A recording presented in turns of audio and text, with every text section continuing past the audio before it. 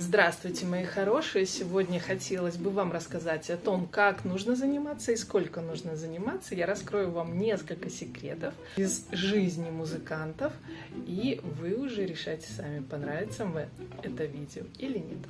Итак, поехали!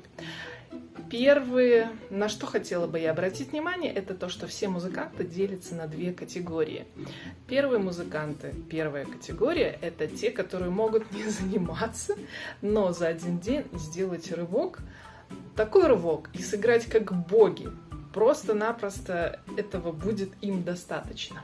Почему так происходит? Потому что, немножко опущусь в эзотерику, что в прошлой жизни эти музыканты уже имели дело с музыкальными инструментами, и поэтому они по накатанной дорожке сейчас вспоминают и пользуются своим наработанным багажом, который приобрели в прошлых жизнях. Что касается второй категории музыкантов, это те музыканты, которые должны заниматься каждый день и по много часов для того, чтобы их руки были постоянно в форме. Эти музыканты, к сожалению, если не позанимаются 1-2 дня, их руки становятся деревянными, и такое ощущение, что никогда ты раньше не занимался ни на скрипке, ни на фортепиано, и ты откатываешься назад. Буквально всю программу приходится поднимать с самого начала. Поэтому решайте сами, к какой категории музыкантов вы относитесь. Естественно, для практикующих, для профессиональных музыкантов занятия каждый день, это очень хорошее подспорье. Мы должны заниматься, держать инструмент каждый день, чтобы наши руки были гибкие, потому что с возрастом наши руки тоже теряют эту эластичность, но там уже есть техническая база, которую мы приобрели когда-то в юности. До 10-11 лет мы имеем право наработать все технические навыки и потом на этом выезжать, скажем так.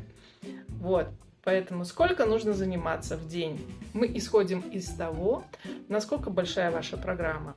У кого-то она может занимать и 8, и 10 страниц. Поэтому даже чтобы сыграть эти 8-10 страниц подряд, вам потребуется как минимум, наверное, около часа. Поэтому часа позаниматься вам не хватит. А еще поучить какие-то места, которые у вас не получаются. Это тоже нужно сделать. Поэтому выбирайте сами. Для тех, у кого очень большие программы. Вам нужно проучить отдельные места. Естественно, мы их не учим подряд в исполнении всего произведения. Мы учим их отдельно, чтобы они у нас максимально быстро и легко получались. Если ваша программа небольшая, начальная школа, вам достаточно будет и часа, чтобы позаниматься часа в день. Естественно, хотелось бы, чтобы вы занимались каждый день. Я говорю всем своим ученикам, потому что вы делаете шаг вперед со своим занятием. Если вы день не позанимались, вы делаете шаг назад. Поэтому решайте, как вам хочется. Хочется шагать вперед или иногда откатываться назад. Решайте сами.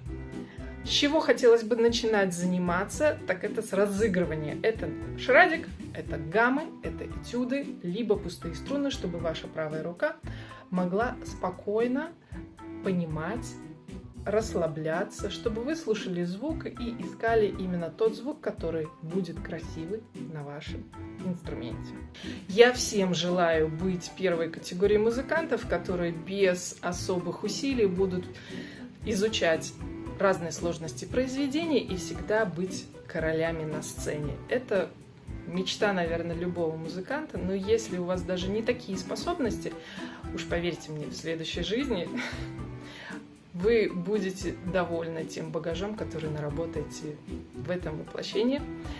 Я всем желаю вам хорошего дня, хорошего настроения. Ставьте лайки, если вам понравилось это видео. Подписывайтесь на мой канал, делитесь со своими друзьями и советуйте темы, которые бы вы хотели услышать в моем разборе. Если